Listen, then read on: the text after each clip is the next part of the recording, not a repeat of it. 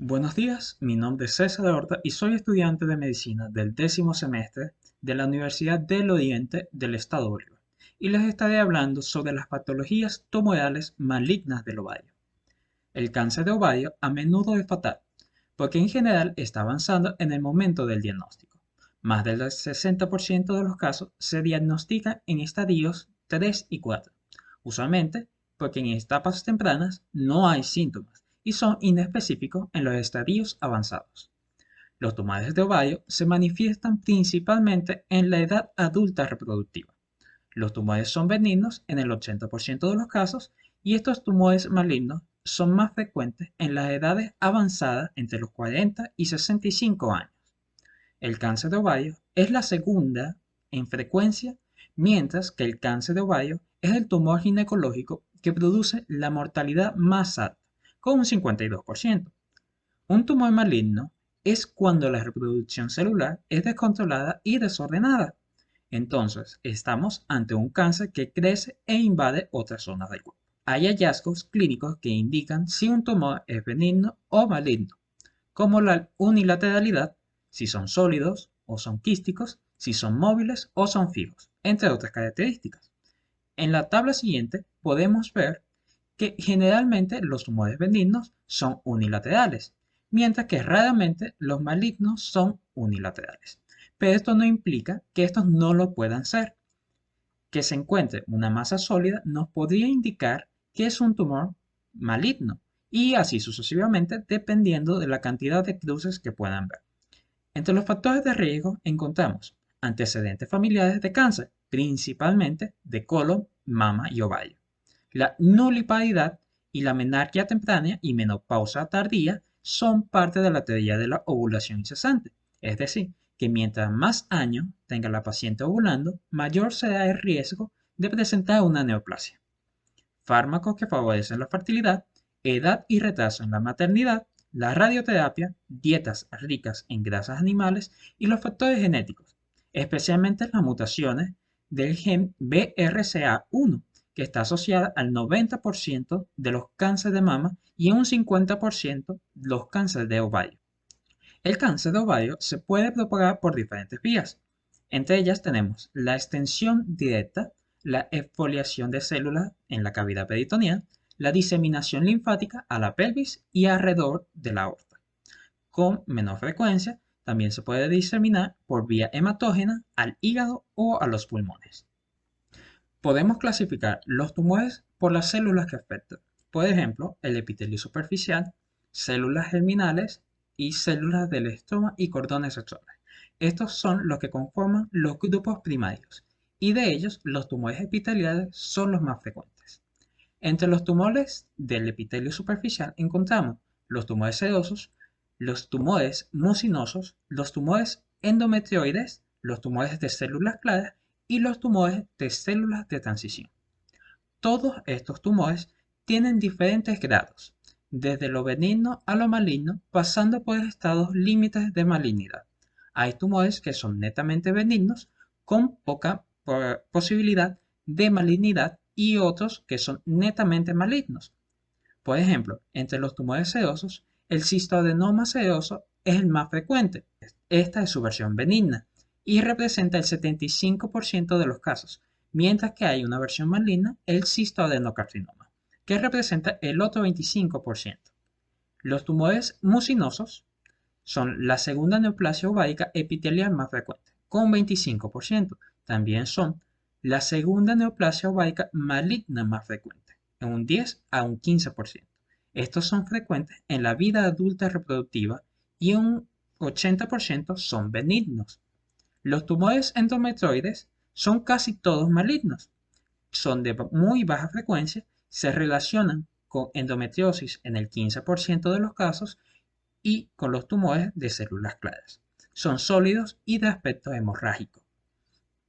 Los tumores de Brenner son tumores sólidos, pero casi todos son benignos. Son tumores de muy baja frecuencia y no se distinguen histopatológicamente de patologías malignas o benignas del epitelio de transición de la vejiga. En la parte clínica, podemos ver que es una condición que es asintomática durante periodos prolongados, por el proceso lento de la patología. Durante estas etapas tempranas se presentan síntomas vagos e inespecíficos, como una micción frecuente, estreñimiento, distensión hemiabdominal inferior, menstruaciones irregulares y dispauremia. Entre las etapas tardías, vemos que está relacionada la ascitis, las metástasis epiploicas e intestinales. Hay obstrucción intestinal, masa abdominal palpable, con la relativa inmovilidad por fijación o adherencia. También son irregulares y con una dureza del tumor, entre otros signos y síntomas. Para el diagnóstico es importante realizar una buena historia clínica, donde interrogaremos sobre los factores de riesgo, especialmente los antecedentes hereditarios, y descartar las mutaciones genéticas del BRCA1 y BRCA2. Por la parte clínica, debemos realizar el estudio de los síntomas y exámenes físicos completos. Los estudios paraclínicos de laboratorio con marcadores tumorales como el CA125, el antígeno carcinoembrionario, la alfa-fetoproteína, entre otros. El CA125 es el marcador principal, con una sensibilidad superior con sus niveles en diferentes estadios. En el estadio 1 tiene un 50%, en el 2 90%, en el 3 un 92% y en el estadio 4 un 94% de sensibilidad, pero esta no tiene muy buena especificidad. En las pacientes posmenopáusicas, sus concentraciones elevadas tienen un valor predictivo positivo del 96% de malignidad para tumoración ovárica. Entre los estudios imagenológicos, el gold estándar es el ecosonograma transvaginal. El TAC y el DRM también son utilizados para estudios avanzados. La estratificación, que es una clasificación por la FIGO, en forma general tenemos que en el estadio 1 el tumor está limitado a los ovarios y esta se divide en estadio 1A, B y C. El estadio 1A está limitado a un solo ovario.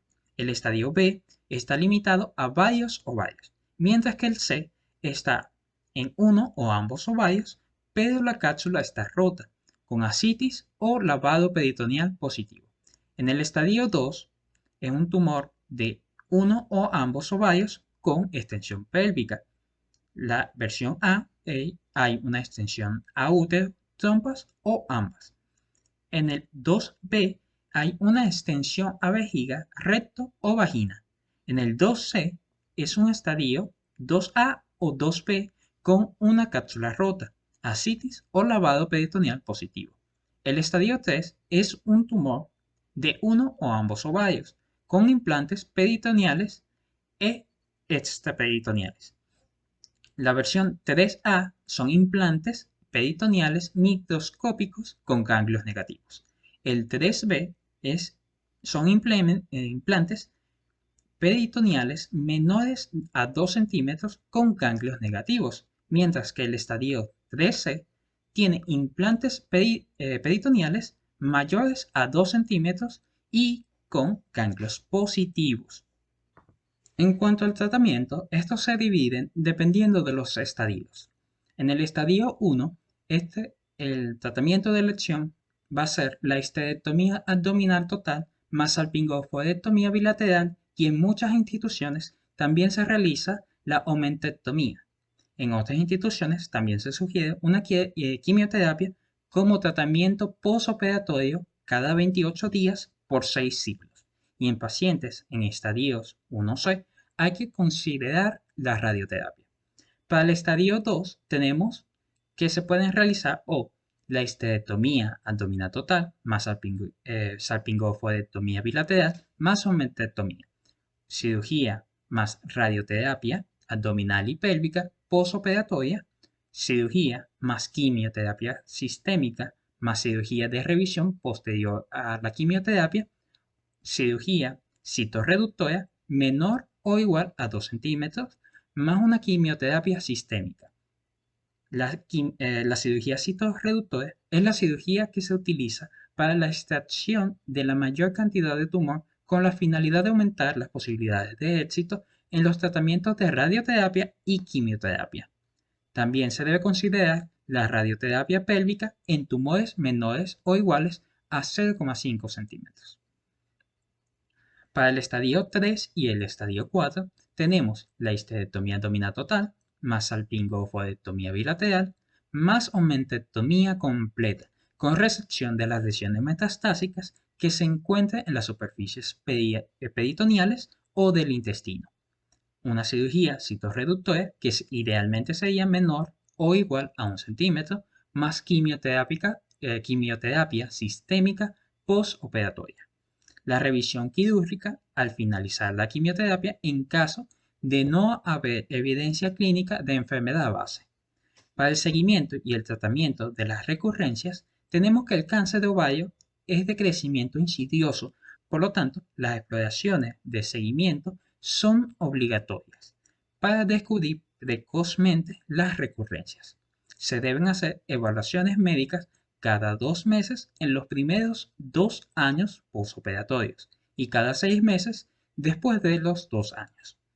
El control rutinario de los niveles de CA-125 y técnicas quirúrgicas laparoscopia, laparotomía como métodos exploratorios. Comenzando con los tumores de células germinales, estos representan del 20 al 30% de las neoplasias ováricas. En un 97% son benignas y malignas en un 3%. Son las neoplasias ováricas más frecuentes en mujeres menores de 20 años en un 60 a 70% de los casos. Estos se clasifican histológicamente en teratomas, disgerminomas, tumor del seno endodérmico, carcinoma embrionario, el poliedroma y cariocarcinoma, del cual los teratomas también se clasifican en inmaduros, maduros y mesodérmicos, y a su vez los maduros se clasifican en quístico y sólido, de los cuales, de todo esto que les estoy mencionando, los únicos que son benignos son los tematomas maduros, que coincidencialmente son los más frecuentes, y el 60% de los estomas ováricos también son benignos. Los estomas ováricos constituyen el 1% de los teratomas.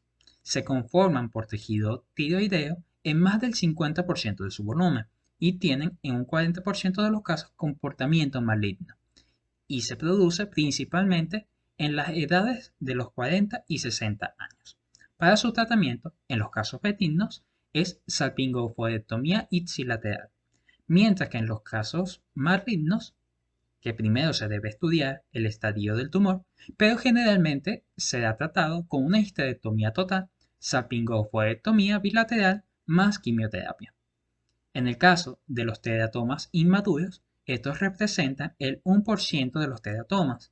Son frecuentes antes de la edad pubertad y en la adolescencia.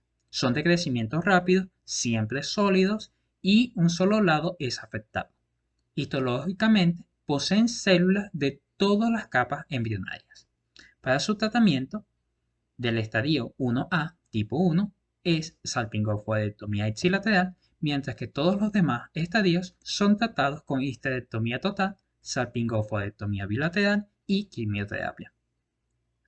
Los digerminomas representan la neoplasia maligna más frecuente de las células germinales, siempre más frecuente en la segunda y tercera década de la vida, y en el 50% de los casos se asocian a las gónadas digenéticas. Para su tratamiento son altamente radiosensibles y quimiosensibles, seguido de terapia conservadora con salpingo-oforectomía unilateral del lado afectado. Los tumores del seno endodérmico son los segundos tumores malignos más frecuentes de las células germinales. Son de crecimiento rápido y agresivos, que afectan a niñas y mujeres jóvenes con afectación ovárica del 100% unilateral. Son sólidos de la consistencia del queso, microscópicamente poseen cuerpos de Schiller-Duval, que son estructuras parecidas a un glomérulo renal.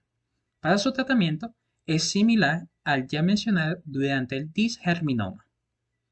El carcinoma embrionario es altamente agresivo, se presenta en las primeras 3 décadas de la vida, con afectación del 75% unilateral de los ovarios y produce pseudopubertad precoz y alteración del ciclo menstrual.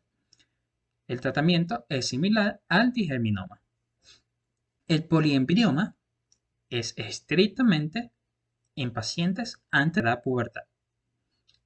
Son altamente agresivos y se diagnostican histológicamente por estructuras embrioides en diferentes etapas de desarrollo.